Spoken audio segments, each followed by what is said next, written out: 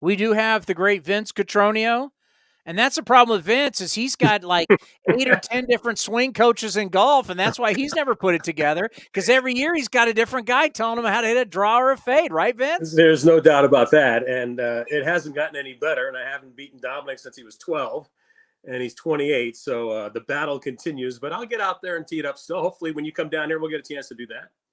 Isn't it crazy when you think, I mean, I don't know how much you heard of that, but if you're a professional athlete, and every single year or 2 years, they're giving you a different voice. How as a professional athlete, you only have so much time in this game. This game is so stressful, mentally, physically. How are you going to trust somebody with your swing and how you earn money if you don't even know if this guy's going to make it through the year? Yeah, those are two important words in that statement. And I did listen to a portion of the discussion about the movement of hitting coaches is trust, developing trust. And even though there are players, and I know Cody mentioned a few of them, there are so many players that have their own hitting coach outside of the organization that they are in contact with, that they send videos to, that they have communication back and forth with. And as a manager of a big league team, plus the hitting coach and the assistant hitting coach, those that are putting together their game plans for you, how does that all work together? How do they all develop that circle of trust? And then the other word you said was swing. Yeah, they're teaching them how to swing, or they're teaching them how to throw if they're at drive line. Oh, his velocity went up 4 miles an hour. Can you teach them how to hit situationally? Can you teach them how to pitch in certain situations? And I think for me, that's always been the challenge. Well, I think there's no doubt that places like Driveline and other of these personalized coaches on the hitting side have opened up the door to areas that have made players better in certain areas. They're not the end all, at least not for me. They have provided a part of the foundation for a player to reach and get to and have success in the major leagues. But there's so much more involved standing in that box at Fenway Park with 30,000 people screaming at you. You got a runner at second base in a one-run game in the eighth inning. You got to get that guy home. And the ability to do that outside of talking about, well, how do I swing? Where's my swing plane? Where's my launch angle? Where's my exit velocity? As opposed to, where's the ball being pitched? Where can I put it in play to successfully get that job done? And I think that's the ongoing conversation / even battle at times between major league staffs who spend an inordinate amount of time looking at video and trying to find the best path for their player to have success in situations, and the guy that is teaching a certain way to swing and hit and to react to a baseball. Sometimes they don't necessarily mesh as smoothly as everybody would like that to happen. You know, the good thing about Oakland from a coaching standpoint, we're like the opposite. It's not the players stay the same and the coaches change.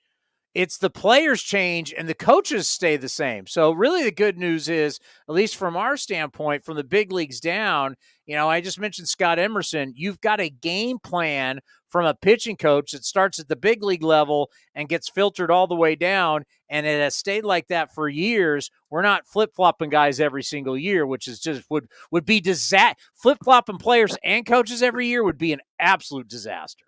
Well, at the Shintaro Fujinami press conference, as much as we may not want to listen to Scott Boras talk very often, in this particular case, he made a lot of sense on why were the A's the team, in his mind, with the Boras Corporation, to give Fujinami the opportunity. Certainly a one-year deal allows him to build some value. Maybe that allows him to exploit that and get more money in something somewhere else. But he also said in that press conference, I look at the Oakland pitching model, how they've made pitchers that have come through our organization better. And he pointed out more than one pitcher that was doing that. And I think that speaks volumes to what you're saying, that players do come into this system and they find the communication, the language, the ability to prepare, that it does make them better and it allows them to experience success at the major league level. All right, so you're down in the Valley of the Sun. Are you getting those vibes? You getting ready? How you feeling as we're not that far away? Well, a couple of weeks ago was, as you know, you were down here with Cody for fantasy camp, and that Saturday night I spent some time with the campers, and we had a one-on-one session with Barry Zito. That was a lot of fun, and an hour basically unfiltered with Barry, talking about all of his great memories with the A's and singing career and just how things have changed and how his life has gone. That was a lot of fun, and that was, kind of setting the spark because, I saw Shooty and saw Dallas and, saw Steiny and, Carney Lansford, all the guys that are a part of the camp experience for the folks that came down to enjoy fantasy camp. And I got a chance to ask a couple of guys, hey, have you seen guys in like Tommy Everidge? Have you seen guys over at the complex? Yeah, I have. And been working with some guys and talking about Ramon Laureano, how he looks fit and he looks great. He's really determined, maybe a little more of a chip on his shoulder than normally that he has, which he's had since he's been in Oakland Athletic. And I think that's a good thing. So, yeah, I have certainly begun to get excited about what are the stories that we're going to tell this year. Now, we know when a team loses 102 games and really didn't go to extraordinary measures to change the path, at least for this year, that it's still a rebuilding path, that there are going to be struggles. What I hope for is, Asture Ruiz, what's that story going to be in spring training? Fujinami, what's that story going to be in spring training? Kyle Muller coming over as well from the Atlanta Braves. What is that story going to be? And then having players, not a knock on the guys that wore the A's uniform the past couple of years, but guys with a little more big league cachet. Ledmus Diaz, what does he have left? Jesus Aguilar, can he actually bounce back to a certain degree? Jace Peterson, a plus defender, a guy that's been in the big leagues several years that gives you a little bit more of a sense of expectation. And I think looking at those kinds of things are what I'm anxious to see come together. I want to see Ken Waldichuk in the beginning of spring training. I really hope that he has a good opportunity to make the club in the rotation. I want to see a healthy Paul Blackburn, a healthy James Caprillion, and just watch that pitching competition take place. And anxious to see velocity out of the bullpen, something that we talked about last year that was lacking, trying to find more control. If they can find better control and more velocity in that bullpen, and the fact that Zach Jackson and Danny Jimenez got some closing experience has got to help them as they try to continue to get their footing on the major league level. I think that does strengthen the chances for the A's to hold on to some leads when they've got them late in ball games. So those are the things that I'm hoping to see play out over the course of spring training. And of course, Johnny Doskow joining us, salt of the earth human being. It's going to be fun to have Johnny back in the fold. He was with us in 2012 when Ken was out for a bit of time. So it's going to be a fun time for us in the booth. Fun to have Johnny around and his infectious energy again. And just interested, as we always talk about, we're trying to find stories to tell. And I think that will begin when spring training gets underway in a couple weeks. Plus, finally, it's for now, again, this is for Arizona standards. It's been about 15 degrees below normal here. It's been in the 50s more often than not. It's just now breaking through to get to the 60s and 70s. Wow. And the golf tournament of the Super Bowl next week in town, and the spring training is ready to go the following couple of days after that. God bless you. That winter you guys have gone through. I mean, look, I said it to the campers during, when I was there on that Saturday, and I've really thought a lot about the folks in Northern California with what everybody went through weather-wise this winter, seeing it from afar. I'm just hoping that folks can continue to find a way to push forward and I can't imagine the kind of conditions everybody had to deal with. Well, I was wearing shorts at fantasy camp, and everybody was making fun of my white legs, but I didn't care. I was just happy to be in shorts. Well, you'll definitely have that opportunity.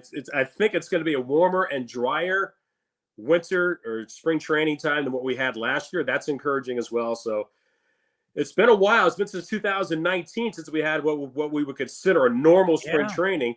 Starting on time, not of the the thoughts about pandemic or COVID or lockouts. That everything can kind of start on a normal schedule. And hopefully, spring training is such a fun time of the year for fans, no matter where your team is.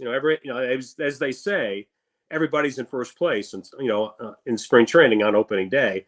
But it's so much more relaxed and so much more fun, so much more access to players and coaches, getting autographs and just watching the workouts. I do hope that folks are making some plans to come down to the Valley of the Sun and enjoy that over in Mesa. Well, yeah, you hit the nail on the head with getting back to normal. I think we've seen that starting with the winter meetings in San Diego, having the first one again. Now we got fantasy camp full bore. Now we're going to do pitchers and catchers. I mean, yeah, it's starting after all this time to really feel normal. And, we're going to be doing a little 2-hour pregame Monday through Friday before your guys' broadcast. And what kind of excites me, and I think for you guys too, doing a play-by-play, is that we've got some fights. We got some jobs that need to be won, but there's like legit competition, something I don't think we saw last year. Last year, you're, coming out of the lockout, you're just trying to find players and find a team. Now, wouldn't you say we'll be a little more interested in this spring because there's going to be some true fights for some jobs for this 26-man roster? I think it's fair to say, knowing what was put in place last year, what the A's were doing for 2022, that spring training could arguably the worst in the history of the club, just because of what they had to do. Every other day it seemed like they were having a press conference saying goodbye to Matt Chapman, Matt Olson, Sean Manaea. All these things just kept on happening time and time again. Chris Bassett leaving, and that's behind them. It was such a crunch time for the front office, knowing what they were asked to do, which is tough enough to do, to try to make the right kind of deal for your organization moving forward, but in a short amount of time, short window, and not allowed to really build the kind of momentum you want to, making those kinds of deals if that's what you're going to do. And so this is different this year, and I think the pace for David and the front office has proven that. I've talked to some folks about the international signs, and I know this is something that's probably down the road, but there's a lot of folks that are really high on the Morales kid, the Cuban pitcher that the A's signed in the international draft. He was the best pitcher in that draft. So you're just hoping that things are going to move forward. You're going to see Zach Geloff in camp. You're going to see Tyler Soderstrom in camp.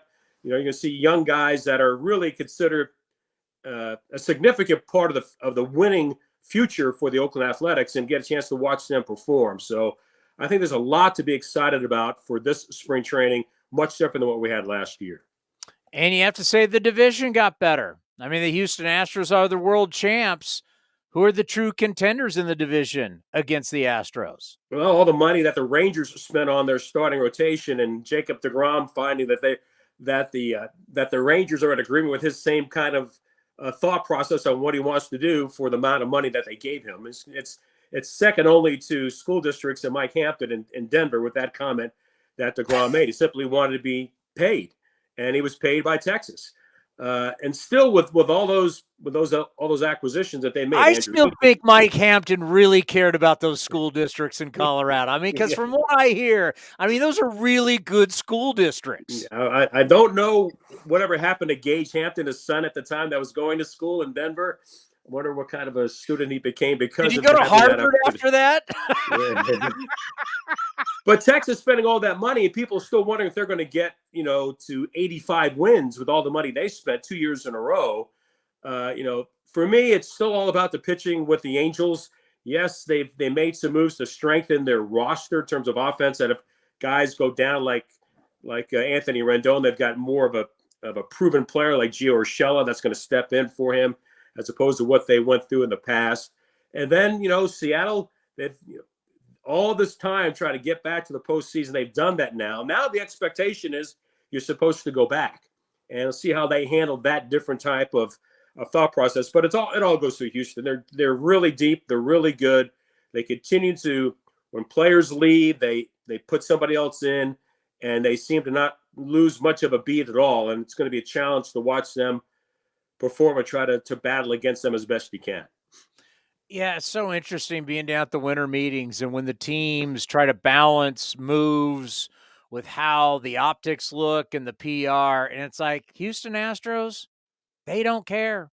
They don't care about the PR. They don't care about what their fans think. They're like, when they're ready for a guy to go, Carlos Correa, you going to sign this? Well, that's not enough for you. Okay, see you later.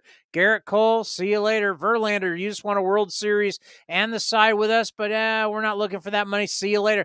They're going to do what they do.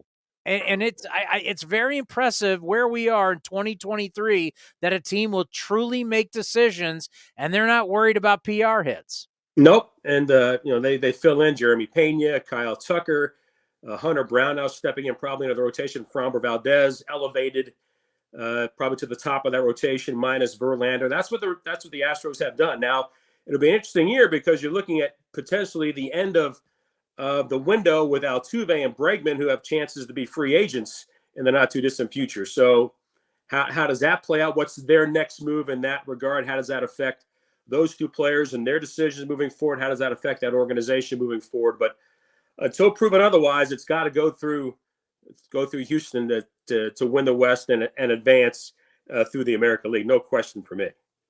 Yeah, it's going to be interesting. How about in the American League? How do you see the American League this year? Well, it was interesting. The money that the Yankees spent, it kind of reminded me of 2009 when they went after CC and Mark Teixeira when they kept Judge and they got Carlos Rodon, who was in a free agent year, proved that he was healthy last year. But before that, he's had some health concerns, and they gave him a lot of years and wonder how healthy he will be long term for them. They're still the best team in the American League East. I thought it was interesting this past couple of weeks seeing all the contract extensions by the Tampa Bay Rays of all teams that are signing guys to long-term deals. First was Wander Franco last year with that big deal for the young player, the superstar in waiting, and then Pete Fairbanks and Jeffrey Springs, and they brought in Zach Eflin from the Phillies. They always find a way to be competitive, and Toronto's got to step up. I mean, they've got to be a team that they went after Bassett now to kind of step into their rotation. I suspect they will be a team that's going to be worth looking at. A lot of people are picking the White Sox in the Central. I don't see it yet. They've got a first-year manager. There's always some challenges for a first-year manager doing that, no matter how well people think of Pedro Grifol, who's running things there, minus Abreu, and Andrew Vaughn now full-time at first base, a talented young kid out of Cal. See how they hold up with their pitching, and the unfortunate story with Liam, which is so difficult to listen to, a guy that has lifted up the spirits of so many people from basically worldwide, let alone coast to coast, and now he's in a fight with a non-Hodgkin's lymphoma. Wishing him all the best, but that's a big hole to fill for the White Sox in the back end of their rotation. I like what the Twins quietly have done, and we saw last year with a young team, with a team that made contact, with a team that pitched and caught the ball, what the Cleveland Indians were capable of. And I think they're going to be right in the hunt again this year. And before you know it, the Super Bowl is in your neck of the woods. Glendale. My house, by the way, is available on VRBO. I've got a 2-story house about 40 miles away from Gilbert. I'll put it up online. You guys can have it for $5,000 a night. How about that? No? Seriously. I mean, if I up it to 8 and I get you somebody, do I get a little cut on this? It's a crazy week next week because the golf tournament is always Super Bowl week. But both being in town at the same time, it's going to be as wild as you can imagine. Next week, it'll be a lot of fun. I'll be at the golf tournament next Thursday. I always go on Thursday with Veronica. Always have a great time sitting at 16. Drinking Bloody Marys and screaming at golfers. It's my wife's favorite sports experience. So I'm looking forward to that. Yeah, we're going to Pebble. I'll be at Pebble tomorrow. It's these tournaments are amazing, but the Waste Management, definitely a big party. And then going to be a good Super Bowl. I mean, the Eagles are a terrific roster. We know how explosive the Chiefs are. So it's going to be a good – now I know a lot of Niner fans up here are not happy, but I got a feeling we're going to have a good one in Arizona. Well, it's tough here, especially because Brock Purdy played high school ball about 5 miles from my house here locally at Perry High School, one of the rival schools to where my kids went to school. And what an unbelievable story and just a heartbreaking ending. You don't know if they would have won or not, but you would. If you're a 49er fan, you wanted to be able to at least put your best foot forward and compete with your guys that they had at the end of the year, meaning Purdy, and see what that might have meant for them. So that was unfortunate. For me, if I'm looking at the two teams, I look at the trenches, and I like the Eagles right now. I think their offensive line and their defensive line are two really stout parts of their teams. I think that's going to be the difference. So I'm going with the Eagles in the Super Bowl next week. So you're saying bet the beach house on the Eagles? Well, I wouldn't go quite that far. And my son used to catch ground balls with Patrick Mahomes when his dad Pat pitched for us with the Texas Rangers way back when they were both about 8 years old. So, but I'm going to pull. I think the Eagles are going to be the better team that on Sunday. All right, enjoy, have fun at the golf tournament. Enjoy the. When are you coming to spring training? February 21st. And how long are you staying? It's a great question. Well, we look forward to seeing. We leave the 24th, Vince. Okay. Well, look forward to seeing you guys down there for sure. I can't wait. I seriously, it was so nice to be down there and to get out of the rain and to put shorts on and just it was and we found a new spot to broadcast up in that crow's nest there at the spring training site with all the fields around us. So we're really excited about coming down. Fantastic. We'll get you to the house. We'll have some homemade margaritas and some homemade Mexican food. We'll have a great time. Beautiful. Be well, my friend. We'll talk soon. Sounds great. Thanks, Townie. Anytime.